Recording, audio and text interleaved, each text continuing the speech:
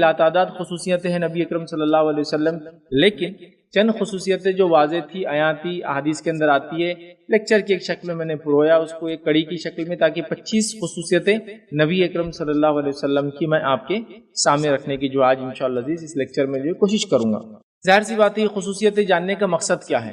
ان خصوصیات کے جاننے کا مقصد وہی ہے کہ ہم اپنے نبی کی عظمت کو پہچانیں، آپ کی رفعت کو پہچانیں کہ آپ کیا مقام رکھتے تھے، اور ہم کم از کم یہ پہچانیں کہ ہم کس نبی کے امتی ہے، یاد رکھیں۔ ورنہ ہوتا یہ ہے کہ جب ہم کس کے امتی ہمیں پتہ نہیں چلتا یا ہمیں بتایا نہیں جاتا، نتیجہ یہ ہوتا ہے کہ ہم اپنی اہمیت کو بھول جاتے ہیں، یاد رکھیں۔ تو ہم آخری نبی محمد صلی اللہ علیہ وسلم کی امتی ہیں، اور ہماری نبی کے کئی خصوصیات ہیں، ان خصوصیات میں سے چند خصوصیات میں آپ کے سامنے رکھنے کی کوشش کروں گا۔ چونکہ آپ انسانیت میں اللہ رب العزت کو سب سے محبوب تھے، آپ انسانوں میں سب سے اعلیٰ اور سب سے عرفہ انسان تھے، یاد رکھیے۔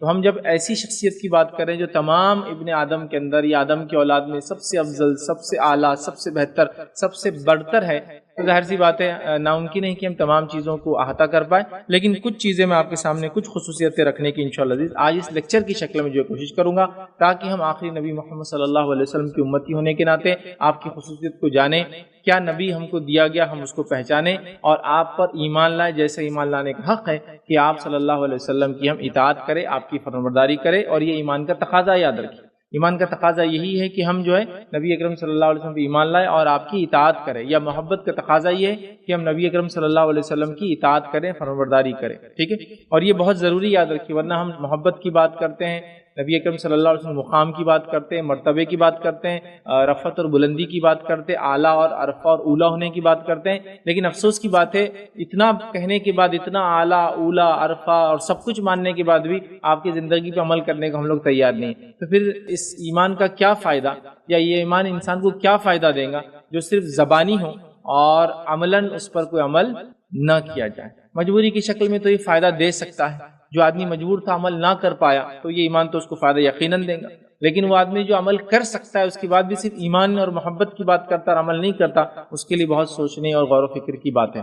تو آئیے نبی اکرم صلی اللہ علیہ وسلم کی چند خصوصیات آج میں آپ کے سامنے رکھنے کی کوشش کروں گا، اور بالخصوص 25 خصوصیتیں میں نے بہرحال آج کے لیے اس درس کے لیے جو جمع کی ہے۔ تو آئیے نبی اکرم صلی اللہ علیہ وسلم کی چند خصوصیات میں آپ کے سامنے رکھتا ہوں۔ خصوصیات کوئی ترتیب میں نہیں ہے، مطلب ترتیب میں نہیں، بس جو مجھے ملی میں نے اس کو رکھ لی۔ کبھی ہوتا ہے چیزوں کی ترتیب ہوتی ہے دنیاوی اعتبار سے، نبوت ملنے کے اعتبار سے، پھر بیچ کا دور، آخر دور، پھر مرنے کے بعد، مطلب ہم لوگ جو مرنے کے بعد ہمارے ساتھ ہوں گا کہ خبر میں سوال ہوں گا اس کے اعتبار سے، پھر اس کے بعد اٹھنے کے بعد کیا کیا ہوں گا، ویسی میں نے ترتیب نہیں جمائی، بس جیسی جیسی چیزیں نکات مجھے ملے میں نے رکھ دی۔ تو یہ ترتیب کے ساتھ نہیں ہے، لیکن بہرحال جو ہے یہ خصوصیات ہیں نبی اکرم صلی اللہ علیہ وسلم کی جو میں نے جمع کی۔ آئیے سب سے پہلی خصوصیت یاد رکھیے جو نبی اکرم صلی اللہ علیہ وسلم کی، وہ یہ ہے کہ آپ کی رسالت سارے عالم کے لیے، یہ سب سے بڑی خصوصیت ہے نبی اکرم صلی اللہ علیہ وسلم کی، کیونکہ ہم سب جانتے ہیں جتنے انبیاء اللہ کے رسول صلی اللہ علیہ وسلم سے پہلے آئے وہ ایک مخصوص علاقے کے لیے آتے تھے،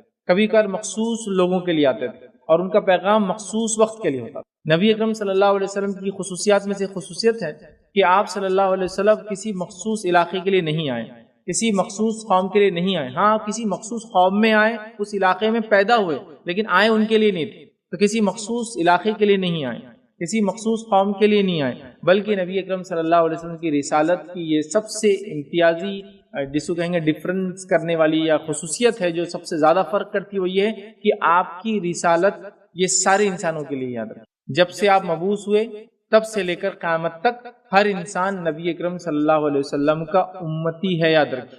آپ کی امت میں ہے، چاہے وہ نبی اکرم صلی اللہ علیہ وسلم کو پہچانتا ہو یا نہ ہو، جانتا ہو یا نہ ہو، مانتا ہو یا نہ ہو، وہ ان کے رسالت کے اندر مطلب شامل ہے، مطلب وہ اللہ کے رسول صلی اللہ علیہ وسلم کے رسالت پر ایمان لانا اس کے لیے ضروری ہے، اب چاہے وہ مانے یا نہ مانے، تو آپ سب کے لیے بھیجے گا۔ یہ سب سے پہلی آپ کی خصوصیت ہے۔ اللہ رب العزت نے سورہ سبا سورہ نمبر 34 اور آیت نمبر 28 میں فرمایا اور کہا وَمَا أَرْسَلْنَاكَ إِلَّا كَافَّةً لِلنَّاسِ بَشِيرًا وَنَذِيرًا وَلَكِنَّ أَكْثَرَ النَّاسِ لَا يَعْلَمُونَ۔ اللہ فرماتا اور کہتا ہے کہ اے محمد صلی اللہ علیہ وسلم، ہم نے تم کو تمام لوگوں کی طرف خوشخبری سنانے والا، کافۃ للناس، تمام لوگوں کی طرف بھیجا خوشخبری سنانے والا، بشیرا و نذیرا، اور لوگوں کو ڈرانے والا۔ خوشخبری ایمان لانا اور اس کے نتیجے میں کیا ملے گا، ڈرانا ایمان نہ لانے کا نتیجہ، اور آخرت میں اس کا عذاب کس شکل میں ملے گا۔ تو آپ کو جو ہے خوشخبری سنانے والا اور ڈرانے والا بنا کر بھیجا، وَلَٰكِنَّ أَكْثَرَ النَّاسِ لَا يَعْلَمُونَ، لیکن اکثر لوگ اس چیز کو نہیں جانتے، اکثر لوگ۔ اور بہرحال یہ بات بالکل یہ آیت اپنی جگہ حق ہے کہ اکثر لوگ آج نبی اکرم صلی اللہ علیہ وسلم کی رسالت کو جانتے ہی نہیں، یا پھر یہ کہیے کہ ہم نے لوگوں کو بتایا نہیں کہ یہ نبی تمام انسانیت کے لیے بھیجے گئے آخری انتم پریشت ایجود میسنجر رسول پروفیٹ اپوسٹل جو بھی بولتے بہرحال مختلف زبانوں میں وہ ہے، مطلب اللہ کی طرف سے اپوائنٹڈ پرسن ہے، یاد رکھیں مصطفیٰ جس کو کہتے ہیں عربی زبان میں، ٹھیک، چنے ہوئے نبی ہے جو کہ سب کے لیے ہے، رسول ہے جو کہ سب کے لیے آخری ہے، ٹھیک۔ تو بہرحال یہ آپ کی سب سے بڑی خصوصیت ہے، اور پہلی خصوصیت میں نے آپ کے سامنے رکھی، آپ کی رسالت عالمگیر ہے پورے عالم کے لیے۔ آئیے صحیح بخاری کی روایت ہے، نبی اکرم صلی اللہ علیہ وسلم فرماتے ہیں پہلے ہر نبی اپنی قوم کی طرف مبعوث کیا جاتا تھا، مطلب میرے سے پہلے، مطلب آپ سے پہلے ہر نبی قوم کی طرف مبعوث کیا جاتا تھا، اور مجھے قیامت تک آنے والے سب لوگوں کے لیے نبی بنا کر بھیجا گیا ہے، لیکن میری خصوصیت یہ ہے کہ میں قیامت تک آنے والے ہر انسان کے لیے نبی بنا کر بھیجا گیا ہوں۔ تو یہ آپ کی سب سے بڑی خصوصیت یاد رکھیے کہ جو نبی ہمیں ملے وہ نبی یا جس نبی پر ہم نے ایمان لایا، ہم مسلمان ہوئے، یہ نبی صرف ہمارے لیے نہیں ہے، یہ نبی سارے عالم کے لیے، چاہے اس عالم میں رہنے والے لوگ کسی مذہب کے یا کسی عقیدے کے ماننے والے ہو، لیکن اللہ کے رسول ان کے لیے بھی ہے، ان تمام کے لیے ضروری ہے کہ وہ بھی اللہ کے رسول صلی اللہ علیہ وسلم پر ایمان لائے، ورنہ آخرت میں ان کے لیے کوئی چارہ نہ ہوگا سوائے اس کے کہ انہیں عذاب میں مبتلا کیا جائے۔ ٹھیک ہے، آئیے دوسری خصوصیت نبی اکرم صلی اللہ علیہ وسلم کی دیکھتے ہیں۔ تو نبی اکرم صلی اللہ علیہ وسلم کی دوسری خصوصیت وہ یہ ہے کہ آپ کو تمام انبیاءوں پر برتری ملی، آپ کو تمام انبیاءوں پر فضیلت ملی، آپ کو تمام انبیاءوں پر ایک اونچا مقام ملا، یاد رکھیں۔ اور اس کی دلیل یہ ہے کہ اللہ رب العزت نے قرآن میں سورہ آل عمران سورہ نمبر 3 اور آیت نمبر 81 میں اس کی جو ہے بات بیان کی، اور دیکھیے آیت کا ترجمہ اس طرح سے اللہ فرماتا ہے، اور جب اللہ نے پیغمبروں سے عہد لیا، اب یہ سب غائب کی بات ہوئی، تو اللہ فرما کہہ رہا ہے، اور جب اللہ نے پیغمبروں سے عہد لیا کہ جب میں تم کو کتاب اور دانائی عطا کر دوں، میں جب تم کو کتاب اور حکمت عطا کر دوں گا، پھر تمہارے پاس کوئی پیغمبر یعنی محمد صلی اللہ علیہ وسلم، پھر تمہارے پاس کوئی پیغمبر یعنی محمد صلی اللہ علیہ وسلم آئے جو تمہاری کتاب کی تصدیق کرتے ہو، تو تمہیں ضرور اس پر ایمان لانا ہوگا۔ اور اللہ تعالیٰ انبیاءوں سے وعدہ لے رہا ہے، غائب کی بات ہے، ٹھیک ہے، کہ جب میں تم کو کتاب دے دوں اور حکمت دے دوں، اور پھر تمہارے پاس وہ نبی آئے، مطلب محمد صلی اللہ علیہ وسلم آئے جو تمہاری کتاب کی تصدیق کرے، تو تم ضرور اس پر ایمان لاؤ، تمہیں اس پر ایمان لانا ہوگا، اور ضرور اس کی مدد کرنی ہوگی، تم کو اس کی مدد بھی کرنی ہوگی اس نبی کی، اور ایمان بھی لانا ہوگا محمد صلی اللہ علیہ وسلم پر کرنی ہوگی۔ اور عہد لینے کے بعد پوچھا کہ بھلا تم نے اقرار کیا؟ اللہ نے یہ بات کہنے کے بعد کہا کیا تم اس کو مانتے ہو؟ اقرار کیا، اور اس اقرار پر میرا ذمہ لیا، مطلب تم نے کیا اس بات کا اقرار کیا کیا، اور اس اقرار پر میرا ذمہ لیا، یعنی مجھے ضامن ٹھہرایا کہ ہاں میں ضامن ہوں اس چیز کا۔ تو انبیاء نے کہا، انہوں نے کہا، تمام انبیاء نے کہا ہاں ہم نے اقرار لیا۔ اللہ نے فرمایا کہ تم اس عہد و پیمان کے اوپر گواہ رہو، اور میں بھی اس پر گواہ رہتا۔ مطلب آخری نبی اگر تمہارے زمانے میں آ جائے، تمہاری رسالت کے دوران آ جائے، تو کیا تم اس پر ایمان لاؤ گے اور اس کی مدد کرو گے؟ اللہ نے کہا، تمام انبیاء نے اقرار کیا اور وعدہ کیا کہ اللہ ہاں اگر وہ پیغمبر ہماری زندگی میں آ جائے ہم ایمان بھی لائیں گے، اس کی مدد بھی کریں۔ تو نبی اکرم صلی اللہ علیہ وسلم کی اس سے برتری، افضلیت، رفعت معلوم ہوتی۔ یاد رکھیے کہ تمام انبیاء سے وعدہ لیا گیا کہ اگر آپ صلی اللہ علیہ وسلم ان کے زمانے میں آ جائے تو وہ لوگ اللہ کے رسول صلی اللہ علیہ وسلم پر ایمان لائیں گے۔ کتنی بڑی بات ہے، یاد رکھیے کتنی بڑی بات۔ اور اس کی دوسری دلیل کی نبی اکرم صلی اللہ علیہ وسلم کو فوقیت رفعت ملی، وہ یہ ہے کہ اللہ کے رسول صلی اللہ علیہ وسلم نے تمام انبیاءوں کی امامت کی۔ اور یہ واقعہ کب ہوا؟ یہ بھی غائب کی بات ہے، معراج کا واقعہ ہے، اور معراج میں نبی اکرم صلی اللہ علیہ وسلم نے تمام انبیاءوں کی امامت کی، جس سے امام الانبیاء آپ کو لقب ملا۔ اور ظاہر سی بات ہے کہ امام کی فوقیت دوسرے لوگوں پر کیا ہوتی ہے ہم سب جانتے ہیں۔ ایک عام اعتبار سے حدیث میں آتا ہے کہ جس کو قرآن زیادہ معلوم ہو، جو عمر میں زیادہ ہو، وہ امامت کرائیں گا، مطلب علم میں زیادہ ہو، ہے نا۔ تو اسی طرح نبی اکرم صلی اللہ علیہ وسلم کو امام بنایا گیا تمام انبیاءوں کو، اور آپ نے ان کو نماز پڑھائی۔ اس سے بھی دلیل ملتی ہے نبی اکرم صلی اللہ علیہ وسلم کی رفعت اور فوقیت دوسرے انبیاءوں پر کتنی ہے۔ تو یہ آپ کی دوسری خصوصیت۔ آئیے نبی اکرم صلی اللہ علیہ وسلم کی تیسری خصوصیت کیا ہے وہ آپ کے سامنے رکھتا ہوں، اور وہ یہ ہے کہ آپ خاتم النبیین ہیں، مطلب آپ پر رسالت ختم ہو گئی۔ پہلے ہم نے دیکھا آپ سب کے لیے ہے، دوسرا ہم نے دیکھا آپ کی فضیلت کیا ہے تمام انبیاء پر. تیسرا ہم دیکھ رہے ہیں کہ آپ جو ہے آخری نبی ہیں. یاد رکھیے آپ صلی اللہ علیہ وسلم کا آخری نبی ہونا یہ آپ کی بہت بڑی خصوصیت ہے. یاد رکھیے، اور اس خصوصیت اور اس بات کو ہمارے لیے بے حد ضروری آج کے اس فتنہ انگیز دور میں کہ اپنی آنے والی نسلوں کو، اپنے بچوں کو اس کی تعلیم و تربیت دے کہ نبی اکرم صلی اللہ علیہ وسلم کے بعد قیامت تک دوسرا کوئی نبی آنے والا، دوسرا کوئی رسول آنے والا نہیں ہے. یاد رکھیے، کیونکہ بہت سارے لوگوں نے قرآن کی آیتوں کی منمانی تفسیر کر کے گمراہ کن عقیدہ رکھا. یہ بات کوئی نئی نہیں ہے. نبی اکرم صلی اللہ علیہ وسلم کی بعثت میں ہی دعویٰ ہو چکا تھا کہ اللہ کے رسول کے علاوہ بھی کوئی نبی ہے. نعوذ باللہ، یہ ہم دیکھ چکے ہیں. نبی اکرم صلی اللہ علیہ وسلم کے جانے کے فوراً بعد دنیا سے ابوبکر صدیق کے دور میں کئی جھوٹے نبی اٹھ گئے تھے، اور نبی اکرم صلی اللہ علیہ وسلم نے خود اپنی جو ہے حدیث میں فرمایا کہ قیامت تک 30 جھوٹے نبی آئیں گے، جس میں سب سے بڑا دجال ہوں گا اور 29 چھوٹے موٹے ہوں گے. باقی سمجھ رہے ہیں؟ تو گویا نبوت کے دعویٰ کرنے والے تو کئی ہوں گے، جو امپیکٹ، جو اثر رکھیں گے لوگوں پر، وہ 30 ہوں گے، جس میں سب سے زیادہ اثر دجال کا ہوگا. اور وہ بھی ایسی کریں گا، پہلے نبی کہیں گا اور پھر رب کہیں گا. تو بہرحال دجال کا امپیکٹ سب سے زیادہ ہوگا. اس کے بعد 29 اور ہوں گے جو بہت انسانیت پر اثر انداز ہوں گے، مطلب اپنی جھوٹی نبوت کا دعویٰ کر کے کئی لوگوں کو جہنم رسید کریں گے. اپنے بچوں کو یہ عقیدہ سکھانا بے حد ضروری ہے کہ محمد صلی اللہ علیہ وسلم کی یہ خصوصیت ہے کہ آپ آخری نبی ہے، سیل آف دا پروفٹ ہے، خاتم النبیین ہے. یاد رکھیے آپ کے بعد کوئی نبی نہیں آنے والا، کوئی رسول نہیں آنے والا. اور کچھ لوگوں نے یہ دعویٰ کیا کہ ہاں نبی تو آپ آخری ہے، رسول آپ آخری نہیں ہے. تو یہ بڑی احمقانہ بات ہے، اس لیے کہ نبوت بنیادی چیز ہے. جو نبی ہوتا ہے وہی رسول ہوتا ہے. تو جب نبوت ختم کر دی گئی تو رسالت باقی کیسے رہیں گی؟ ہر رسول نبی ہوتا ہے، یاد رکھیے، تبھی وہ رسول ہو پاتا ہے. بغیر نبی ہوئے کہ وہ رسول نہیں ہو سکتا. رسول کوئی الگ چیز نہیں ہے. تو اگر کوئی کہے کہ اللہ کے رسول آخری نبی ہے لیکن آخری رسول نہیں، جو ایسا ہی ہوا ہے، یہ لوگوں نے جو بھٹکایا گمراہ ایسے ہی کیا ہے لوگوں، کیونکہ ان کو معلوم قرآن کی آیت کے خلاف تو وہ جا ہی نہیں سکتے. اللہ رب العزت دیکھیے قرآن میں کیا فرماتا ہے، اور کہتا ہے قرآن کی جو ہے سورہ احزاب سورہ نمبر 33 آیت میں 40 میں اللہ نے فرمایا رکھا ما کان محمد ابا احد من رجالکم ولکن رسول اللہ وخاتم النبیین وکان اللہ بکل شیء علیما. اللہ فرماتا ہے، کہتا ہے کہ محمد تمہارے میں سے کسی مرد کے والد نہیں ہیں، اس لیے کہ رسول اللہ صلی اللہ علیہ وسلم کو کوئی لڑکا نہیں تھا. یہ اعلان ہو گیا کہ مردوں میں سے کسی کے نہیں، آپ کو لڑکیاں تھی، لڑکا نہیں تھا. مردوں میں سے کسی کے والد نہیں ہیں، بلکہ اللہ کے پیغمبر اور نبیوں کی نبوت کی مہر ہے. کیا فرمایا اللہ نے کہ وہ اللہ کے رسول جو ہے وہ خاتم النبیین ہے. ٹھیک ہے، کہ سیل آف دا پروفٹ، نبوت کی، رسالت کی جو ہے وہ سیل ہے، یاد رکھیے، مہر ہے، یعنی ختم کر دینے والے ہیں. یاد رکھیے، اور اللہ ہر چیز سے واقف ہے. تو یہاں اس بات کا اعلان کر دیا گیا. تو اب خاتم النبیین کی بات تو ہو گئی، تو لوگ ایک نیا معاملہ لاتے ہیں تاکہ انسانیت کو گمراہ کرے، مسلمانوں کو گمراہ کرے، اور وہ ہے کہ رسالت باقی ہے، نبوت ختم ہے. تو میں یہ بتا دوں کہ نبوت بنیاد ہے رسالت کی. بنیاد ختم ہو جائے تو اصل اس کے بعد آنے والی بھی ختم ہو جاتی ہے. اس لیے کہ ہر رسول نبی ہوتا ہے، نبی ہوتا ہے تو رسول ہوتا ہے. نبی کوئی نہیں ہوگا تو پھر رسول کی بات ہی کہاں سے آئی؟ لیکن لوگوں نے ایسی احمقانہ باتیں کی اور انسانیت میں سے اکثر کو گمراہ کیا، گمراہ کر رہے ہیں.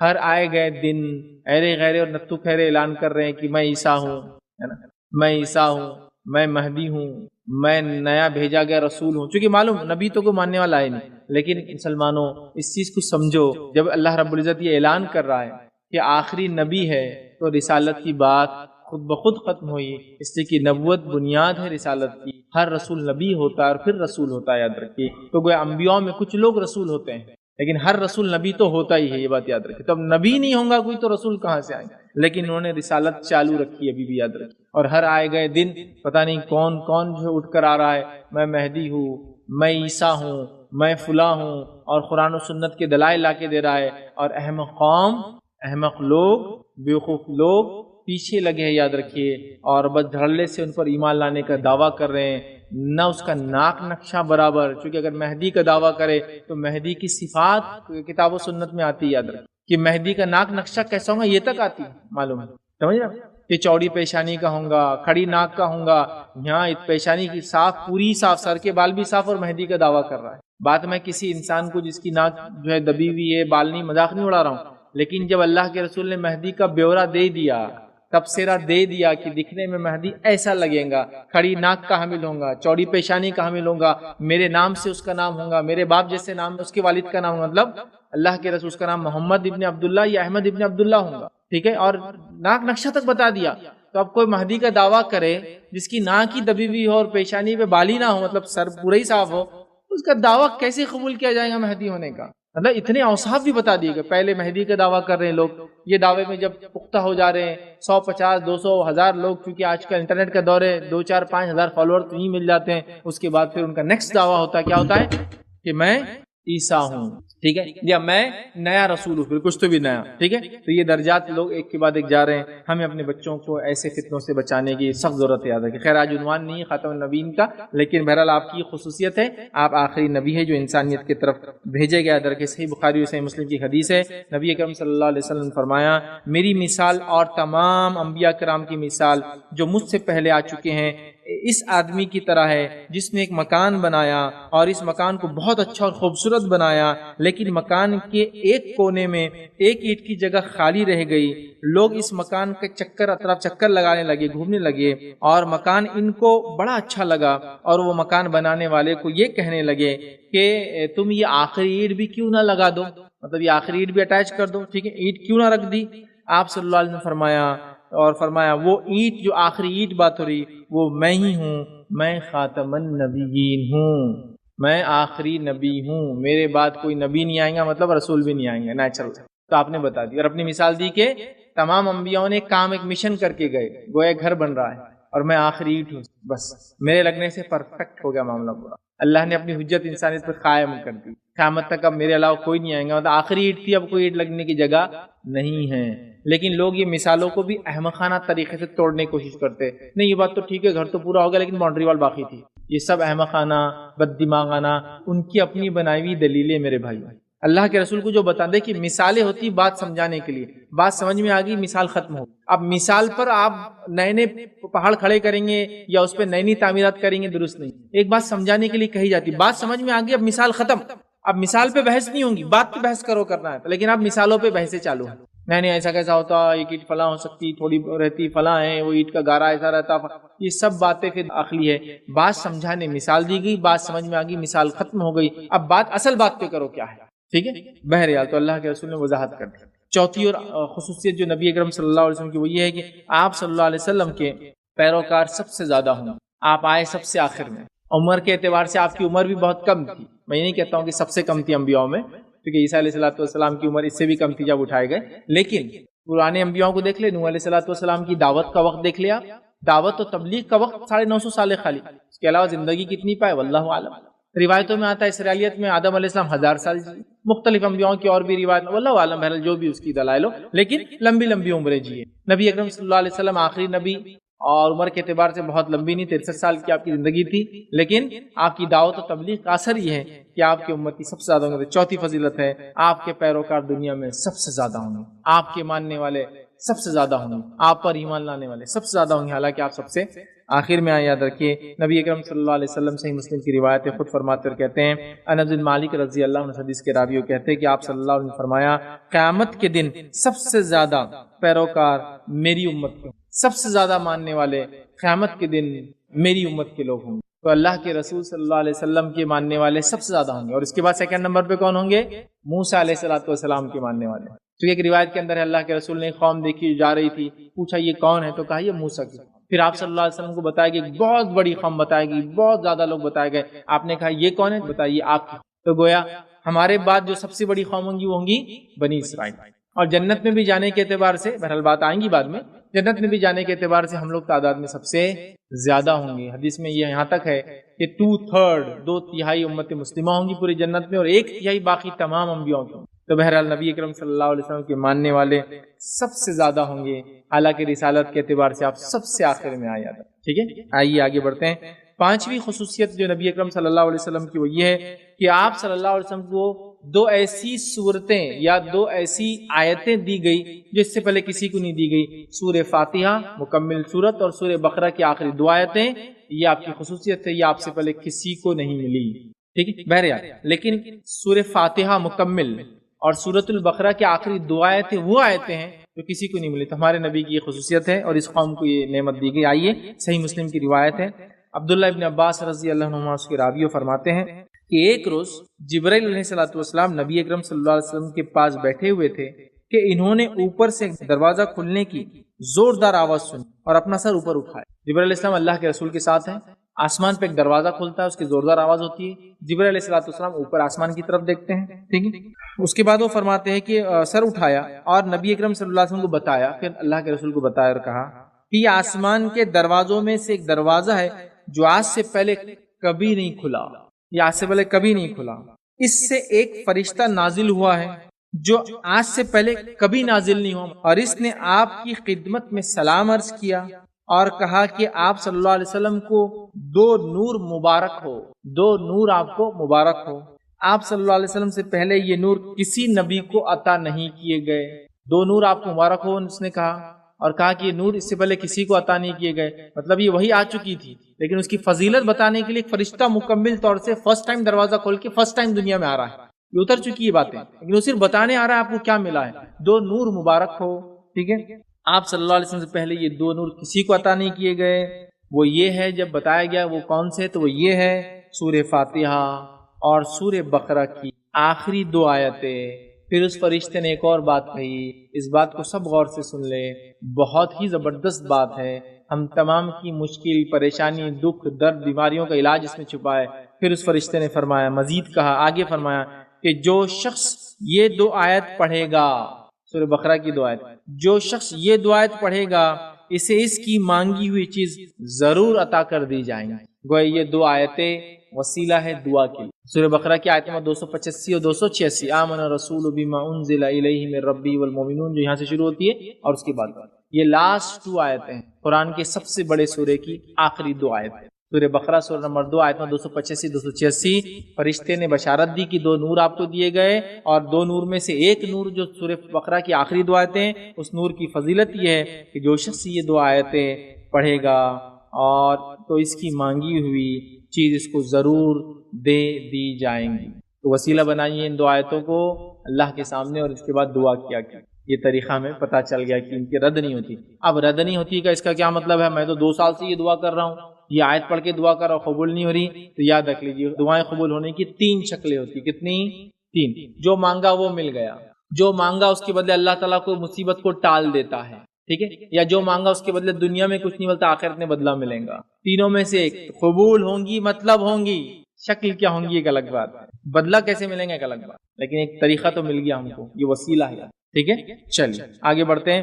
6ٹھی فضیلت، 7ویں فضیلت، 8ویں فضیلت اور 9ویں فضیلت یہ ایک ہی حدیث کے اندر آتا ہے، ٹھیک۔ ویسے اس حدیث میں 6 اور 5 کے الفاظ کے ساتھ آتا ہے کہ مجھے 5 چیزیں عطا گئی، مجھے 6، بٹ یہ ساری ایک ہی ساتھ انشاءاللہ ایک ہی جو ہے حدیث کے اندر آئیں گی۔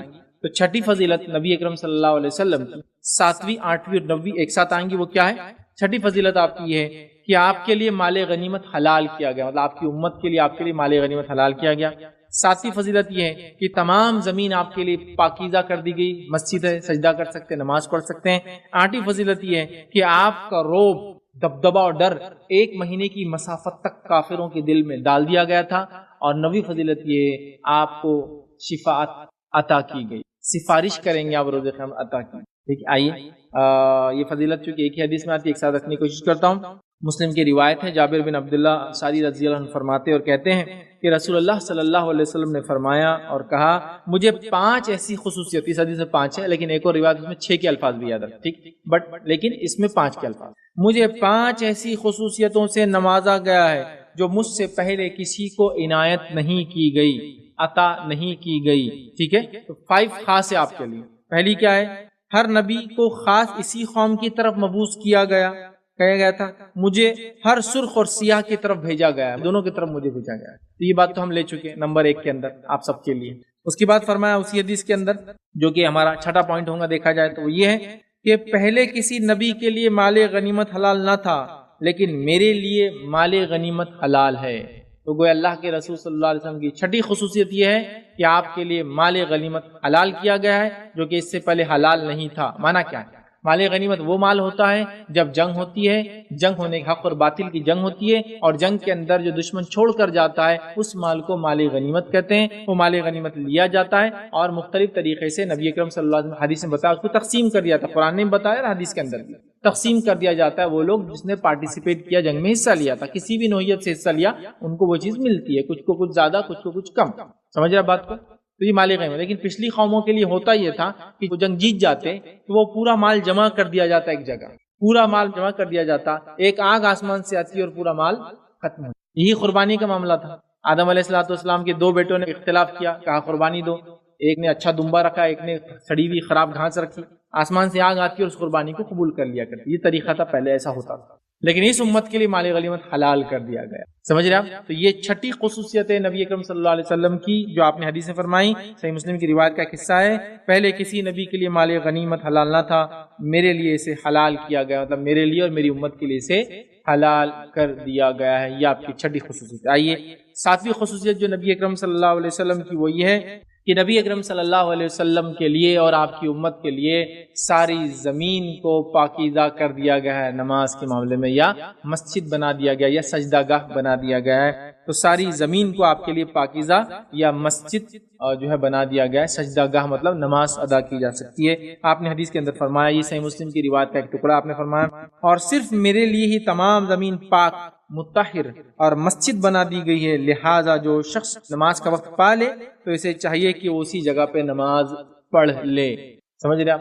اب اس بات کو آپ کو سمجھنا ہوگا اس زمن میں یا اس ضمن میں کہ پہلے کے لوگوں کے لیے کیا معاملہ تھا۔ تو آئیے اگر بائبل کا آپ مطالعہ کریں تو پہلے کے لوگوں کے لیے ہوتا یہ تھا کہ اللہ تعالیٰ ایک زمین کو اپوائنٹ کرتا تھا کہ یہی نماز ہوگی۔ جیسا موسیٰ علیہ السلام کا واقعہ بائبل میں لے تو یہ ملتا ہے کہ موسیٰ علیہ السلام کو بتا دیا گیا تھا کہ یہ جگہ نماز ہوگی، تو یہود سارے کے سارے اس جگہ جمع ہوتے تھے۔ ایک سمجھ لیجئے چمڑے سے بنا ہوا پنڈال تھا، بلکہ بائبل میں تو پوری تفصیلات آتی، کیسا بنے گا، ڈائریکشن کیسا ہوگا، چمڑا کس کا استعمال ہوگا، کس قسم کا ہوگا، کتنا چوڑا ہوگا، کتنا، بہرحال جو ہم کو تفصیلات میں نہیں جانا ہے۔ تو گویا سجدہ کہاں ہوگا، نماز کہاں ادا ہوں گی، وہ فکس ہوتا تھا۔ آپ سمجھ لیجئے کہ آدمی سفر کر نماز کا وقت تو نہیں پڑھ سکتا تھا، اس کو وہیں پہنچنا ہے اس جگہ پر۔ سمجھے آپ بات؟ لیکن اس امت کو کیا سہولت دی گئی؟ ساری زمین سجدہ گاہ بنا دی گئی، جہاں نماز کا وقت ہو نماز پڑھ لو، مطلب زمین اگر پاک ہے تو پڑھ لو، پاک سے مراد غلاظت، پیشاب پیخانہ گندگی نہ ہو، پڑھ لو، کوئی مسئلہ، کوئی مسئلہ۔ بہت بڑی بات ہے نا، اگر ہمارے لیے بھی ضروری ہوتا مسجد جا کے پڑھنا، ہاں عام حالت میں تو مسجد میں باجماعت ہی پڑھنا ہے مردوں کو، لیکن عورتیں گھر میں پڑھ سکتی، ان کے لیے جماعت کا مسئلہ نہیں ہے۔ لیکن ایسا نہیں، اللہ تعالیٰ نے کتنی چھوٹ دی، امت پوری دنیا میں گھوم رہی ہے، چاند پہ چلے جائے نماز پڑھے، زمین کے سمندروں کے اندر کام کری نماز پڑھے، جہاں اس کو وقت ملا ساری زمین اس کے لیے پاک کر دی گئی، سجدہ گاہ بنا دی گئی، مسجد بنا دی گئی، آپ کو جہاں بھی نماز کا وقت ملے وہاں نماز پڑھ لیں۔ اس سے ایک اور چیز ہے، حالانکہ یہ مسئلہ الگ ہے لیکن خالی بات آئی تو رکھ رہا ہوں، وہ یہ ہے کہ ہم میں سے کچھ لوگ ایسے ہوتے ہیں جو جنگلی اونٹ جیسے بن جاتے ہیں۔ اونٹ کی خصوصیت ہوتی ہے جہاں بیٹھتا ہے وہیں بیٹھتا ہے، دوسروں کو بیٹھنے دیتا نہیں، اور وہیں خود بیٹھتا ہے، دوسری جگہ بیٹھتا بھی نہیں۔ تو ویسا نہ ہو جائے، ایسا ہوتا ہے کچھ لوگ نماز پڑھنا ہے تو یہیں پڑھوں گا، یہیں پڑھوں گی، اب وہ جگہ کوئی بیٹھ گیا تو انتظار کرتے کھڑے رہتے۔ کچھ لوگوں کا حال مسجد میں بھی ہو جاتا ہے، وہ باڑے کے اونٹ کیسا، جنگلی اونٹ کیسا کہ اس نے جہاں بیٹھنا ہے تو وہ آتے ہیں مسجد میں نماز، کوئی بیٹھا ہوا چلو اٹھو میری جگہ ہے۔ آپ پہلے تو مسجد ہے تو مسجد میں تو کہیں بھی پڑھ سکتے، ساری دنیا ہی مسجد ہے ہمارے لیے، تو ہم ایک جگہ کو خود ہی اپوائنٹ کر دے رہے، منتخب کر لے میں یہیں پڑھوں گا یا پڑھوں گی۔ گھروں میں خاص ہوتا، میں نے دیکھا عورتیں ایک جگہ بنا لیتی، اب اگر وہاں بچہ کھیل رہا تو نماز چھوڑ دیتے، نہیں بولے وہ ارے پوری جگہ آپ کی نماز اس جگہ پہ بھی ہوں گی جو گھر میں آپ نماز پڑھتے عام طور سے، آپ کی نماز وہاں بھی ہوں گی جو آپ کا ڈرائنگ روم ہے، آپ کی نماز وہاں بھی ہوں گی جو آپ کا بیڈ روم ہے، آپ کی نماز وہاں بھی ہوں گی جو آپ کا کچن ہے، آپ کی نماز سب جگہ ہو سکتی ہے، آپ کی نماز کیوں نہیں ہو سکتی؟ سمجھ رہے بات؟ اور زمین پہ جگہ نہیں، میں نے کئی لوگوں کو دیکھا ماشاءاللہ گلف میں، یو کے میں، یو ایس میں، یورپین کنٹریز میں زمین برابر نہیں پاکی تو گاڑی کو کھڑے کرتے اس ڈائریکشن میں جس ڈائریکشن میں قبلہ ہے، اور اس کے پیچھے بونٹ جو ہوتا ہے، ہیچ بیک گاڑیاں جو ہوتی بونٹ ہوتا ہے، اس کے اوپر نماز پڑھتے کھڑے رہ کر۔ اگر نیچے زمین صحیح نہیں ہے، غلاظت کا ڈر ہے تو گاڑی کے اوپر کھڑے رہ کے پڑھ رہے ہیں، اوپر چھت پہ نہیں، اس کے بازو جگہ ہوتی ہے ڈکی جس کو بولتے ہیں لمبی جن کی گاڑی، نمازیں پڑھ رہے ہیں۔ نماز پڑھنے کے لیے چھوٹ نہیں، ہر جگہ پاک ہے ہمارے لیے، ہم لوگ فکس کر لیتے، بڑا مسئلہ ہوتا ہے۔ ٹھیک ہے، بہرحال یہ آپ صلی اللہ علیہ وسلم کی خصوصیت ہے۔ آٹھویں خصوصیت جو نبی اکرم صلی اللہ علیہ وسلم کی وہ یہ خصوصیت ہے کہ آپ صلی اللہ علیہ وسلم کا روب، دبدبہ 1 مہینے کی مسافت تک ڈال دیا گیا۔ 1 منتھ کا جو اس زمانے میں ٹریول ہوتا تھا، سفر ہوتا تھا، اس سفر تک نبی اکرم صلی اللہ علیہ وسلم کا روب اور دبدبہ تھا لوگوں، سمجھ رہے؟ اسی کے نتیجے میں ابوبکر صدیق کا روب اور دبدبہ، اسی کے نتیجے میں عمر ابن خطاب کا روب اور دبدبہ کیسا تھا معلوم ہے نا، کہ اگر فارس کے بادشاہ کے پاس عمر ابن خطاب کا نام لے لیا جاتا تو کوڑے لگواتا جو نام لیتا، اس لیے کہ اس کی رات کی نیند گزر جاتی، کہ عمر انصاف کو پسند کرنے والا انسان اور میں ایک ناانصاف بادشاہ ہوں، مجھے ڈرے عمر آ کر کے میری سلطنت میں کرتے تھے۔ تو مومن کا روب اور دبدبہ یہ سب کے لیے ہے، نبی کا روب اور دبدبہ وہ خاص تھا، آپ کی خصوصیت تھی جو ایک مہینے کے لیے تھی، وہ کسی کا نہیں ہو سکتا، لیکن ہر مومن کا ایک روب اور دبدبہ ہوتا ہے، وہ اس کے ایمانی کیفیت کا تقاضا ہوتا ہے کتنا اس سے لوگ ڈریں گے، سمجھے؟ اور خاص طور سے روب دبدبہ وہ نہیں کہ میرے کو دیکھ کے لوگ ڈر کے بھاگ رہے، آنکھیں لال کر دیا بال، وہ نہیں، ایک اندر سے جو فطری ڈر ہوتا ہے، خوف ہوتا ہے، جو ایمان والوں سے کافروں کو ہوتا ہے، یار سمجھ رہے ہیں؟ کسی بنیاد، حسد کی بنیاد پہ یا کسی اور بنیاد پہ دشمنی لے لیتے ہیں، سمجھ رہا؟ تو روب اور دبدبہ نبی کا خاص تھا، ایک مہینے کی مسافت تک روب تھا، دبدبہ اور ڈر تھا، سمجھ رہے ہیں؟ دشمن ڈرتا تھا آپ سے، یہ آپ کی خصوصیت تھی۔ اور صحابہ اس کی جیتی جاگتی مثالیں ہیں، صحابہ کئی صحابہ کے واقعات آتے ہیں۔ عمرو بن عاص رضی اللہ عنہ کے تعلق سے ایک واقعہ سناتا ہوں، چاہتے تھے کہ اللہ کے رسول صلی اللہ علیہ وسلم کو دیکھے کبھی، سمجھ رہا؟ وہ کہتے ہیں کہ ہم دیکھنے کی کوشش کرتے لیکن نظر خود نیچے جھکی، اور اللہ کے رسول کا روب اور دبدبہ ایسا معاملہ تھا کہ صحابہ بھی آپس میں ہوتے تو چہرے کو چہرہ دیکھ کر بات نہیں کرتے تھے، جب آپ دیکھتے وہ کہتے عمرو بن عاص میں سوچتا تھا کہ آج جاؤں گا اور محمد صلی اللہ علیہ وسلم کو غور سے دیکھوں گا، لیکن جب جاتا تو نظر خود میری نیچے جھک جایا کرتی۔ تو یہ روب اور دبدبہ اللہ کے رسول، سمجھ رہا بات، کہ اللہ کے رسول سے کوئی سیدھے دیکھ کر بات نہیں کر پاتا تھا، یہ آپ کا جلال تھا، یہ اللہ تعالیٰ کی طرف سے روب تھا۔ کافروں پر تو ایک مہینے کی مسافت تک، لیکن اس کا اثر یہ تھا کہ لوگ آپ کو سیدھے نہیں دیکھ پاتے، لوگ دیکھنا چاہتے ہو پھر نظریں نیچی کر لیا گیا، سمجھ رہا بات؟ بہرحال روب اور دبدبہ نبی اکرم صلی اللہ علیہ وسلم کا یہ آپ کی خصوصیت میں سے ہے۔ جو نبی خصوصیت جو نبی اکرم صلی اللہ علیہ وسلم کی تھی وہ یہ تھی کہ آپ کو جو ہے شفاعت عطا کی گئی، آپ کو شفاعت عطا کی گئی، سفارش عطا کی گئی، یاد رکھیے آپ کی نبی خصوصیت ہے۔ صحیح مسلم کی روایت کا ایک ٹکڑا جس میں آپ نے فرمایا اوتیت الشفاعۃ، مجھے شفاعت عطا کی گئی، مجھے سفارش عطا کی گئی، یاد رکھیے، اور یہ سفارش سے مراد روز قیامت مجھے سفارش عطا کی، ٹھیک ہے؟ اور نبی اکرم صلی اللہ علیہ وسلم روز قیامت سفارش کریں گے۔ جامع ترمذی کی ایک روایت میں اور بھی تفصیلات آتی ہے، آپ فرماتے اور کہتے ہیں مجھے اختیار دیا گیا ہے کہ میں شفاعت کو اختیار کر لوں یا اپنی نصف امت میں جنت میں داخل کر لوں، مجھے اختیار دیا گیا تھا دنیا میں، یا تو میں شفاعت کو اختیار کروں، سفارش بننا اختیار کروں، یا ابھی آپ کو بول دیا جا رہا تھا کہ آدھی امت جنت میں جائیں گے اور آدھی نہیں جائیں گے، سمجھ رہا؟ تو نبی اکرم صلی اللہ علیہ وسلم نے اس کو قبول آدھی والی کو نہیں کیا اور شفاعت کو قبول کیا، نہیں میں سفارش کروں گا روزہ، کیونکہ اللہ کے رسول کو امید تھی کہ سفارش کے ذریعے زیادہ لوگ جنت میں جائیں گے آدھے سے، اس لیے کہا کہ آدھا مجھے ابھی دے دیا تھا گارنٹی کہ آدھی چلے جائیں گے، تو میں نے نہیں قبول کی، میں نے کہا نہیں میں سفارش کروں گا، شفاعت کروں گا روز قیامت اور مجھے یہ دیا جائے، سمجھ؟ تو آپ فرمائیں شفاعت کو اختیار کر لوں یا اپنی نصف امت کو جنت میں داخل کر لوں، تو میں نے شفاعت کو اختیار کر لیا، اور یہ اس شخص کے لیے ہے، یہ شفاعت کس کے لیے؟ غور سے سن لے صاحب، اور یہ شفاعت کبرا ہے، یہ شفاعت کے بعد ہی سب کچھ ہونے والا، حساب کتاب شروع ہونے والا ہے روز قیامت، تفصیل کا وقت نہیں ہے اس لیے میں نہیں جا رہا ہوں، یہ بہت بڑی شفاعت ہے، ہم سب کو یہ شفاعت، یہ سفارش کی دعا کرنا چاہیے اللہ سے، محمد صلی اللہ علیہ وسلم کی شفاعت ہمیں روز قیامت حاصل ہو۔ تو آپ فرماتے ہیں اب میری یہ شفاعت کس کے لیے؟ وہ بھی سن لیجیے غور، اب میری یہ شفاعت اس شخص کے لیے ہے جس نے موت تک اللہ کے ساتھ شرک نہ کیا ہو، سمجھ گئے؟ موت تک اللہ کے ساتھ شرک نہ کیا، اس کے لیے۔ تو اللہ کے رسول کی شفاعت سے دو ہی لوگ محروم ہوں گے، کیونکہ ایک اور دوسری روایت بخاری کی روایت میں تفصیلات آتی ہے، ایک ہوں گا مشرک اور دوسرا ہوں گا کافر۔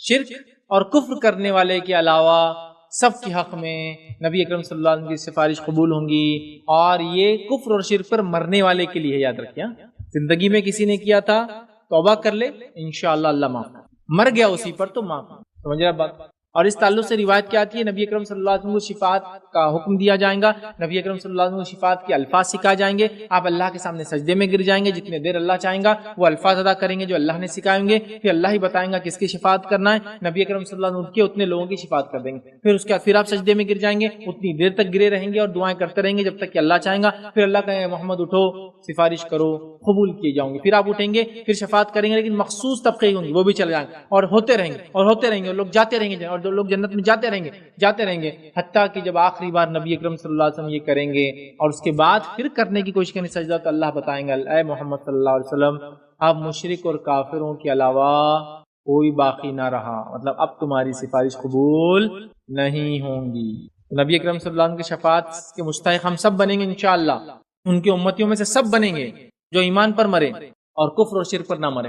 کفر اور شرک پر مریں گے چاہے دعویٰ جو بھی تھا، شفاعت نہیں ملے۔ یہ بات غور سے سن۔ چلیے آئیے آگے بڑھتے ہیں۔ 10ویں خصوصیت نبی اکرم صلی اللہ علیہ وسلم کی کیا وہ دیکھتے ہیں۔ نبی اکرم صلی اللہ علیہ وسلم کو آسمان کی سیر کرائی گئی، اس سے پہلے یہ کسی نبی کے ساتھ نہیں ہوا، ٹھیک، اور یہ اللہ کے رسول کی خصوصیت تھی کہ آپ کو آسمانی سفر کرایا گیا۔ اس سفر کو کیا کہتے ہیں؟ معراج، ٹھیک ہے، الاسراء والمعراج، جس کی تفصیلات اگر دیکھنا ہے تو آپ کیا کیجئے، سورہ بنی اسرائیل سورہ نمبر 17 کی ابتدائی پہلی آیت اور اس کی تفسیر میں پھر علامہ ابن کثیر نے جو شرح وغیرہ لکھی ہے وہ آپ دیکھیے تو انشاءاللہ عزیز آپ کو پتہ چلے گا یہ سفر کیا تھا۔ ابھی وقت نہیں ہے، اور معراج کا سفر میں نے بہت تفصیلاً آپ کے لوگوں کے سامنے رکھا ہے، تو آپ وہ لیکچر بھی بہرحال میرا دیکھ سکتے ہیں کہ معراج کا سفر کیا تھا۔ تو یہ آپ کی خصوصیت تھی، آپ کو آسمانی سفر کرائے، ٹھیک ہے، یہ خصوصیت کسی اور نبی کی نہیں رہی، یاد رکھیے۔ آئیے نبی اکرم صلی اللہ علیہ وسلم کی جو ہے 11ویں جو خصوصیت تھی جو آپ کے سامنے رکھوں وہ یہ ہے کہ اللہ کے رسول صلی اللہ علیہ وسلم کو جیسا آگے دکھتا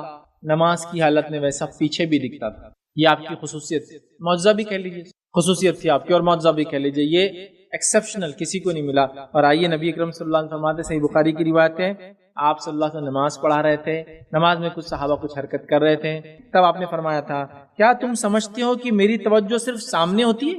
کیا تم لوگ یہ سمجھ رہے ہو کہ میں نماز پڑھاتا ہوں تو کیا میری توجہ صرف سامنے ہوتی ہے؟ اللہ کی قسم تمہارا رکوع اور سجدہ مجھ سے مخفی نہیں، مجھ سے چھپا ہوا نہیں ہے ہوتا، میں تمہیں اپنی پیٹھ پیچھے بھی دیکھتا ہوں۔ تو نبی اکرم صلی اللہ علیہ وسلم پیٹھ پیچھے بھی نماز کی حالت میں دیکھتے تھے، یاد رکھیں۔ ہم اس کو آپ کی خصوصیت کہہ لیں یا آپ کا معجزہ کہہ لیں، دونوں ہی باتیں ہیں ایک ساتھ، سمجھے آپ؟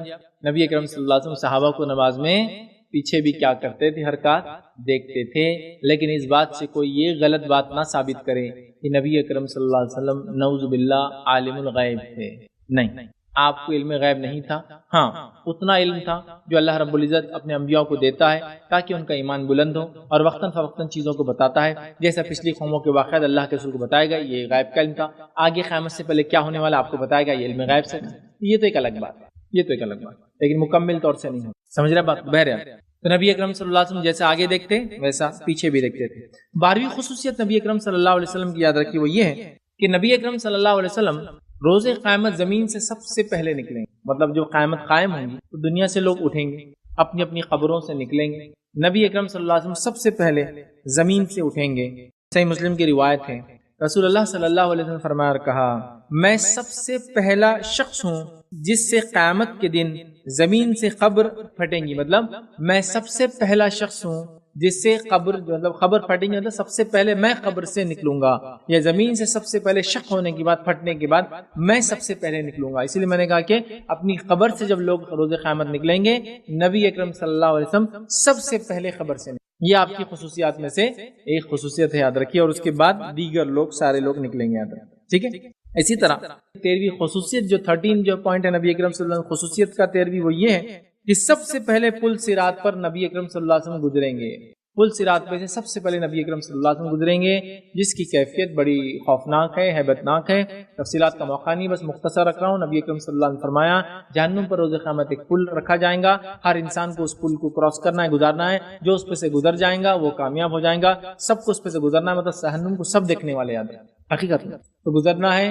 جس پل کی کیفیت یہ آتی ہے وہ جو ہے بال سے زیادہ پتلا ہے، باریک ہے، تلوار کی دھار سے زیادہ تیز ہے، اور اس کے اوپر ہکس اور نوک لگے ہوئے ہیں، جس میں روایت میں آتا کچھ لوگ اس پہ چلتے تھوڑا چل کے کٹ کر گر جائیں گے، ٹکڑے ہو کر گریں گے، کچھ پہنچتے پہنچتے گریں گے، کس کے آدھا کٹ کے اٹکنا شروع ہو جائیں گے، جو ہکس ہوں گے بہت مشکل سے لوگ پہنچیں گے اس کو پار کر، یہ بہت کٹھن گھڑی ہوں گی، یاد رکھتے روز خان۔ بہرحال لیکن اس پہ سب سے پہلے نبی اکرم صلی اللہ علیہ وسلم اس پہ سے گزریں گے۔ پتہ چلا یا ابن آدم کی اولاد میں سے کوئی بچنے والا نہیں ہے، سب کو جہنم پہ سے گزرنا ہے پل صراط کے ذریعے۔ بہرحال تو آپ صلی اللہ علیہ وسلم کیا فرماتے ہیں، حدیث میں الفاظ دیکھیے، بخاری کی روایت ہے، آپ نے فرمایا، جہنم کے اوپر ایک پل رکھا جائے گا، سب سے پہلے میں اس سے گزروں گا، یہ بھی آپ کی خصوصیت ہے، سب سے پہلے اس پل پہ سے آپ گزریں گے۔ اسی طرح نبی اکرم صلی اللہ علیہ وسلم کی 14 جو فضیلت ہے، 14 جو فضیلت ہے وہ یہ ہے، جنت میں سب سے زیادہ آپ کی امت داخل ہوگی، جنت میں سب سے زیادہ آپ کے امتی ہوں گے۔ اب دیکھیے اس میں کچھ ایسے نکات تھے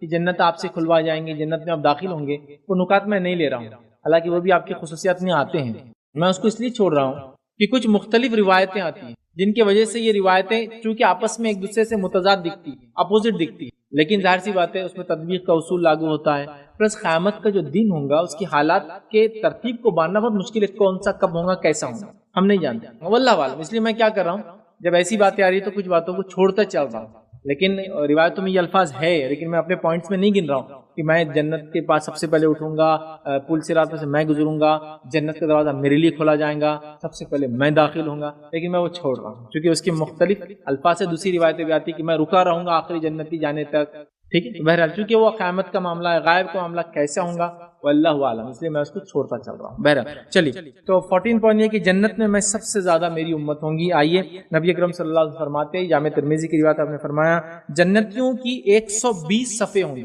مطلب جنتیوں کو جب تقسیم کیا جائے گا تو 120 ان کی صفیں بنیں گی، اس میں سے آپ فرماتے ہیں 80 صفیں میری امت کی ہوں گی، امت محمدیہ کی ہوں گی، اور 40 صفیں باقی تمام انبیاءوں کی امت۔ تو گویا اگر اس کو بانٹ لیا جائے میتھمیٹکس کے اصول کے مطابق، تو اگر بانٹا جائے تو 2/3 جنت امت محمدیہ ہوں گی، 80 صفیں 120 میں سے، اور 40 صف مطلب 1/3، مطلب ایک چیز کو 3 میں بانٹ دیا جائے تو 2/3 امت محمد جنت بھریں گی، 1/3 آدم علیہ الصلوۃ والسلام سے لے کر تو عیسیٰ علیہ الصلوۃ والسلام تک ماننے والوں کی امت میں۔ سبحان اللہ، تو یہ آپ کی خصوصیت ہے اور آپ کی امت کی خصوصیت ہے، یاد رکھیں۔ آئیے 15 والا پوائنٹ، 15واں پوائنٹ جو نبی اکرم صلی اللہ علیہ وسلم کی خصوصیت وہ یہ ہے کہ نبی اکرم صلی اللہ علیہ وسلم کی آنکھیں سوتی تھی، آپ کا دل بیدار رہتا۔ سمجھ رہا بات؟ آئیے روایت کے الفاظ سنیے۔ عائشہ رضی اللہ عنہا فرماتی اور کہتی ہے، بخاری کی روایت ہے، آپ صلی اللہ علیہ وسلم سے انہوں نے سوال کیا، پوچھا، استفسار کیا، سوال کیا اور پوچھا، اے اللہ کے رسول صلی اللہ علیہ وسلم، آپ وتر پڑھنے سے پہلے سو جاتے ہیں؟ تو آپ نے فرمایا، آپ وتر پڑھنے سے پہلے روز سو جاتے تھے رات میں؟ ٹھیک، تو آپ نے فرمایا اور کہا، میری آنکھیں سوتی ہے، میرا دل نہیں سوتا، میری آنکھیں سوتی ہے، میرا دل نہیں سوتا، مطلب آپ کا دل اللہ کے ذکر میں لگا رہتا تھا، چاہے آپ نیند کی حالت میں کیوں نہ ہو۔ میری آنکھیں سوتی ہے، میرا دل نہیں سوتا۔ لیکن ایک بات یاد رکھیے، جب بھی ایسی روایتیں ملتی میں پیچھے دیکھ سکتا ہوں، میری آنکھیں ان تمام چیزوں کو اس عقیدے سے اور اس طریقے سے سمجھنا جیسے صحابہ نے سمجھا، ورنہ ہم اس کو انلمیٹڈ جب کھول دیتے ہیں نا تو بہت الگ الگ مختلف غلط راستے پھر کھل جاتے ہیں۔ صحابہ نے کیسے سمجھا، صحابیات نے کیسے سمجھا، آپ کی بیوی کیسے سمجھ رہی ہے اس کو، وہ سمجھنا ضروری ہے، ورنہ اپنی سمجھ لڑائیں گے تو پھر اسے آگے دیکھتے پیچھے دیکھتے، مطلب ظاہر دیکھتے باطن دیکھتے۔ یہ بھائی آپ کی دل کی تفسیر تھی، ظاہر باطن، ہاں حدیث میں الفاظ ہے سامنے اور پیچھے، یہ ظاہر باطن کہاں سے لا؟ لیکن لوگ کیا کرتے ہیں، اضافہ کر دیتے ہیں، نبی کی ذات میں غلو کرتے ہیں۔ یہ بات یاد رکھیے، نبی وہ ہے جو نبی خود بتائے، میں کیسے نبی کو ڈیفائن کروں؟ وہ بتائیں گے وہ کیا کر سکتے، جب وہ بتا رہے ہیں تو میں نے اس سے زیادہ ہے آپ، یہ تو غلط بات ہے۔ اسی لیے اللہ کے رسول نے کہا کہ میرے شخصیت میں غلو مت کرو، جیسا کہ لوگوں نے عیسیٰ علیہ الصلوۃ والسلام کی شخصیت میں غلو کر دیا، تو غلو نہیں ہونا چاہیے۔ بہرحال تو اللہ کے رسول کا دل نہیں سوتا تھا، آنکھیں سوتی تھی، یاد رکھیے، آرام کرتے۔ آئیے آگے بڑھتے ہیں۔ 16ویں خصوصیت جو 16 والا پوائنٹ ہے، خصوصیت نبی اکرم صلی اللہ علیہ وسلم کی خاصیت وہ یہ ہے، نبی اکرم صلی اللہ علیہ وسلم اگر بیٹھ کر بھی نماز پڑھے تو آپ کو ثواب پورا ملتا تھا۔ یہ مسئلہ ہم سب جانتے ہیں کہ امتی ہونے کے اعتبار سے اللہ کے رسول خود حدیث ہے، کھڑے رہنے کے مقابلے میں بیٹھ کے نماز کا ثواب آدھا ہے، اور بیٹھ کے نماز کے مقابلے میں لیٹ کر نماز کا ثواب آدھا ہے۔ لیکن اللہ کے رسول صلی اللہ علیہ وسلم کی خصوصیت یہ تھی، آپ بیٹھ کر بھی نماز پڑھے تو ثواب آپ کو پورا ملتا تھا۔ اور اس تعلق سے صحیح مسلم کی روایت ہے، عبداللہ بن عمر رضی اللہ عنہما اللہ کے رسول صلی اللہ علیہ وسلم کی خدمت میں حاضر ہوئے اور پوچھا کہ مجھے پتہ چلا ہے کہ آپ صلی اللہ علیہ وسلم نے فرمایا کہ آدمی کی بیٹھ کر نماز جو ہے، بیٹھ کر نماز نصف ثواب رکھتی ہے، اور آپ بیٹھ کر پڑھتے ہیں، تو آپ نے فرمایا میرا معاملہ لیکن تم جیسا نہیں ہے، مطلب جو تم سن رہے ہو کہ میرے بارے میں مجھے پورا ملتا ہے ثواب، بات صحیح ہے، میرا معاملہ تم جیسا نہیں ہے۔ حالانکہ عام اعتبار سے اگر لوگ ایسا کریں گے تو ان کو ثواب آدھا ملے گا۔ یہاں ایک نقطہ اور رکھ دیتا ہوں، حالانکہ اس سے ریلیٹڈ نہیں ہے، لیکن بات سمجھانے کے لیے صرف وہ یہ ہے کہ ہمارے پاس امت مسلمہ میں کسی نے ایک افواہ پھیلا دی، افواہ یہ پھیلا دی کہ عورتوں نے نماز بیٹھ کر ہی پڑھنا چاہیے، اور دوسری پھیلا دی کہ نفل کو بیٹھ کر ہی پڑھنا چاہیے۔ دونوں باتیں غلط۔ عورتیں بھی کھڑے رہ کر نماز پڑھیں گی، چونکہ ان کے نماز کا بھی ثواب کھڑے رہ کر اگر پڑھیں گے تو بیٹھنے کے مقابلے میں ڈبل ثواب، مطلب اگر بیٹھ کے پڑھیں گے تو کھڑے رہنے کے مقابلے میں آدھا ثواب ہے۔ لیکن پوری امت مسلمہ کی نماز بیٹھ کے پڑھ دی عورتیں، کیوں؟ ارے بھائی وہ فقہی مسئلہ ہے بیٹھ کے پڑھنے کا، جب ایسا مسئلہ ہو، آپ کو ڈر ہو کہ کوئی غیر محرم کی نظر پڑیں گی نماز میں، ہے نا، سفر کر رہے وغیرہ وغیرہ، تب علماء کہتے ہیں کھڑے رہنے میں کیا ہوتا ہے، ہوا چل رہی وغیرہ ہو رہا تو جسم دکھ سکتا ہے، چلک سکتا ہے، تو بیٹھ کر پڑھنا، عام حالت میں تھوڑی بیٹھ کر پڑھنا، یہاں تو گھر کے اندر ہی بیٹھ کر پڑھ رہے ہیں، نہیں بولے عورت کی نماز بیٹھ کر، اور یہ غلط فہمی مردوں میں ڈال دی اور افواہ پھیلا دی کہ مرد نے نفل بیٹھ کے پڑھنا. تو میں نے کئی لوگوں کو دیکھا مغرب کی سمجھ نماز پڑھے 3 رکعت فرض پڑھ لی کھڑے رہ کر, پھر 2 رکعت موقعہ پڑھ لی کھڑے رہ کر, پھر 2 رکعت نیچے بیٹھ کر پڑھتے ہیں, نفل بھی کھڑے رہ کر. ہاں کوئی ایسا آدمی ہے جس میں کھڑے رہنے کی طاقت اتنی ہے کہ یا تو فرض کھڑے رہ کے پڑھے یا تو نفل کھڑے کر پڑھے, تو پھر وہ فرض کھڑے رہ کر پڑھ لے کیونکہ اس کی طاقت اتنی. یہ بیمار آدمی ہو سکتا ہے, یہ بوڑھا آدمی ہو سکتا ہے, یہ بیماری کے علاوہ کوئی مسئلہ ہو سکتا ہے اس کے ساتھ بیچارے کے ساتھ جس کی وجہ سے وہ بیٹھ کر پڑھ لے, تو تب وہ کیا کرے کھڑے رہ کر فرض پڑھ لے. کچھ لوگوں کو تو میں نے یہاں تک دیکھا وہ بیچارے بوڑھے ہوتے لیکن کوشش کرتے کھڑے رہ کے پڑھے, تو پہلی رکعت کھڑے رہ کے پڑھ لیتے بیچارے, لیکن بعد کی 2 بیٹھ جاتے ہیں نا. جتنا ہو سکتا پہلے تو کھڑے رہ کر ہی پڑھنا, اس لیے جوانی کی عبادت بڑی افضل ہے, یاد رکھیے کیونکہ طاقت توانائی نہیں ہو. تو یہ غلط فہمی سے دور ہو جائیے, آدھا ثواب ملتا ہے بیٹھ کر پڑھنے کا. تو عورتیں بھی کھڑے رہ کر پڑھیں گی سوائے مجبور ہو بیمار ہو, اور مرد بھی جو ہے کھڑے رہ کر پڑھیں گے چاہے فرض ہو چاہے سنت ہو چاہے نفل. بہرحال چلیے آگے بڑھتے ہیں. نبی اکرم صلی اللہ علیہ وسلم کی 17ویں خصوصیت جو تھی وہ یہ کہ آپ صلی اللہ علیہ وسلم کو خواب میں جس نے دیکھا حقیقت میں آپ صلی اللہ علیہ وسلم کو اس نے دیکھا. یہ کسی دوسرے نبی کی خصوصیت نہیں ہے, ٹھیک ہے. اور یہ بات صحیح ہے, بہت سارے لوگ اس پہ اعتراض جتاتے ہیں, ایسا نہیں, بات صحیح صحیح بخاری کی روایت ہے. نبی اکرم صلی اللہ علیہ وسلم فرماتے اور کہتے ہیں شیطان میری شکل اختیار نہیں کر سکتا, لہٰذا خواب میں جس نے مجھے دیکھا اس نے مجھے دیکھا. شیطان میری شکل و صورت نہیں لے سکتا, لہٰذا خواب میں جس نے مجھے دیکھا اس نے مجھے دیکھا. لیکن اب بہت سارے لوگ ایک اشکال ایک ڈاؤٹ لاتے ہیں, وہ کہتے ہیں کہ جب تک کسی شخص کو آپ نے نہیں دیکھا تو خواب میں اس کو کیسا دیکھا پتا چلے گا یہ وہ ہے. لیکن یہ سب منطق ہے, یہ منطق ہے, کیونکہ خواب میں بہت ساری چیزیں جو ہم نے نہیں دیکھی وہ بھی ہم دیکھتے ہیں. خواب تو یہی تو ہے, خواب حقیقت پر مبنی نہیں ہوتے بہت ساری بات, اور بہت ساری چیزیں ہم دیکھ لیتے ہیں جو ہم نے دیکھی نہیں پہلے اور اس کے بعد بھی وہ چیزیں ہوتی ہیں. خواب کا معاملہ ہی الگ ہے, یاد رکھیں. خواب میں وہ چیزیں دیکھی جا سکتی جو عام حالت میں ہم نہیں دیکھتے ہیں. آپ صلی اللہ علیہ وسلم فرماتے ہیں رات میں نے خواب میں اپنے رب کو دیکھا, رات میں نے خواب میں اپنے رب کو دیکھا, اور میرے رب نے جو ہے میرے سینے پر ہاتھ رکھا, اور میرے رب کی انگلیوں کی ٹھنڈک میں نے اندر تک محسوس کی. خواب چیز ہی ایسی ہے, رب کو کوئی دیکھ نہیں سکتا, لیکن اللہ کے فرمایا میں نے رب کو دیکھا, اللہ کو دیکھا. سمجھ رہے تو خواب میں دیکھا, لیکن حقیقت میں اتنا ہی کیفیت بتائی گئی کہ ہاتھ رکھا اللہ تعالیٰ نے اور ٹھنڈک محسوس کیا, تفصیلات اور کچھ بھی نہیں. سمجھا بات؟ تو خواب ایک الگ چیز. لیکن یہ بات تو ہے جن لوگوں نے اللہ کے رسول کی صفات, اوصاف, خصلتیں, عادتیں, اطوار, پہننا, اوڑھنا, بچھونا دیکھا ہے, پڑھا ہے, سنا ہے, ان لوگوں کے لیے زیادہ وہ ہے کہ وہ ڈیٹیکٹ کر لے کہ ہاں یہ ہے. اب کوئی پوچھتا ہے خواب میں کیسے پہچانیں گے محمد صلی اللہ علیہ وسلم, ٹھیک ہے, اور کیا دیکھنے والے کوئی فضیلت ہوتی ہے, دونوں کا جواب دیتا ہوں. پہلی چیز یہ کہ خواب میں آپ کیسا پہچانیں گے, آپ پہلے سے اللہ کے رسول کی سیرت پڑھ چکے ہوں گے, آپ کی خصائل اوصاف پڑھ چکے ہوں گے, آپ کے اٹھنا بیٹھنا پڑھ چکے ہوں گے. پھر وہ خواب کے اندر آپ کو بتایا جائے گا, کبھی شکل کے ذریعے, کبھی پیٹھ سے آپ دیکھیں گے, کبھی سائڈ سے آپ دیکھیں گے کہ فلاں شخص آ رہے ہیں, تو آپ ان خصائل سے پہچان لیں گے کہ محمد. یا پھر دوسرا, خواب میں آپ کو بتایا جائے گا کہ محمد صلی اللہ علیہ وسلم آ رہے ہیں. ایسے خواب بھی لوگ دیکھتے ہیں کہ وہ خواب میں ہے اور بہت رش فلاں ہے, کوئی کہہ رہے کہ ہٹو اللہ کے رسول آ رہے صلی اللہ علیہ وسلم, خواب میں بتایا جا رہا ہے کہ آ رہے ہیں, یا خواب میں وہ صفتیں دیکھ رہا ہے. سمجھ رہا بات کیا؟ لیکن ایسا خواب دیکھنے والی کوئی فضیلت ہوتی ہے؟ تو ایسا خواب دیکھنے والے کی کوئی خاص فضیلت نہیں. جتنی روایتیں فضیلتیں بتائی گئی کوئی بھی روایت ثابت نہیں. فضیلت لوگ بولتے ہیں اگر خواب میں اللہ کے رسول کو دیکھ لیے تو گناہ معاف, نبی اکرم صلی اللہ علیہ وسلم خواب میں آ گئے تو تم ولی بن گئے, نبی اکرم صلی اللہ علیہ وسلم خواب میں آ گئے تو پچھلا سب صاف حساب, اب نیا حساب کرو, مطلب اچھے کام کرو, پچھلے گناہ معاف ہو گئے. نبی اکرم صلی اللہ علیہ وسلم خواب میں دیکھ لیے تو تم پہ نبی اکرم صلی اللہ علیہ وسلم کی شفاعت روز قیامت واجب ہو گئی. ایسا کچھ بھی نہیں, تو خصوصیت نہیں. آپ یہ کہہ سکتے اللہ کا ایک فضل ہے آپ پر, آپ موجود نہیں تھے اس زمانے میں, اس کے بعد بھی اللہ نے وہ نعمت آپ کو دکھا دی. یہ تو ایک بہت بڑی بات, اس میں تو کوئی ڈاؤٹ ہی نہیں, اس میں تو کوئی شک ہی نہیں. اور کون سا انسان ہے جو اپنے نبی کو نہ دیکھنا ہے نا, روز قیامت مرنے کی بات مطلب, اور دنیا کے اندر اگر خواب کے ذریعے اللہ دے تو یہ موقع ہے نا بہرحال. لیکن خواب ہوتے ہیں وہ حقیقت نہیں ہوتے ہیں, اور حقیقت ویسی ہی نہیں ہوتی جیسے خواب میں آپ دیکھتے ہیں, وہ مختلف بھی ہو سکتی. بہرحال چلیے, لیکن ایک بات یہاں وضاحت کر دوں, بہت سارے لوگوں نے بہت سارے عجیب و غریب طریقے نکالے کہ یہ سورہ پڑھے تو یہ نبی خواب میں آتے, وہ آیت پڑھے تو وہ نبی خواب میں آتے, سورہ مریم پڑھے تو مریم علیہ السلام خواب میں آتے, سورہ یوسف پڑھے تو یوسف علیہ السلام خواب میں آتے. یاد رکھیے شیطان صرف محمد صلی اللہ علیہ وسلم کی شکل نہیں لے سکتا, باقی کسی کی بھی گارنٹی نہیں ہے, یہ آپ کی خصوصیت ہے.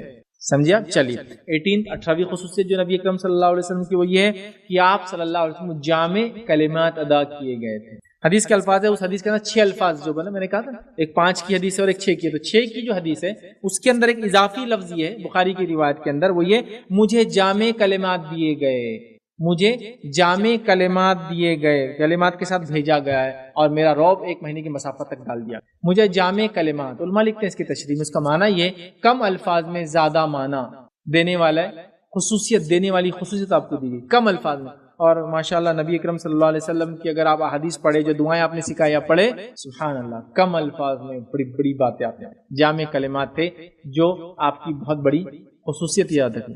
ابراہیم علیہ السلام کی بھی خصوصیت، لیکن جامع کلمات والی نہیں۔ ان کی خصوصیت یہ تھی کہ اللہ نے بحث میں ان کو اپر ہینڈ دیا تھا، اونچا ہاتھ دیا تھا، اور آپ کی خصوصیت یہ تھی کوئی آپ سے بحث کرتا تو اس کو 1 یا 2 نکات رکھتے اور بحث ختم، مطلب ایسے سوال کرتے کہ آگے والا لاجواب ہو، سمجھا؟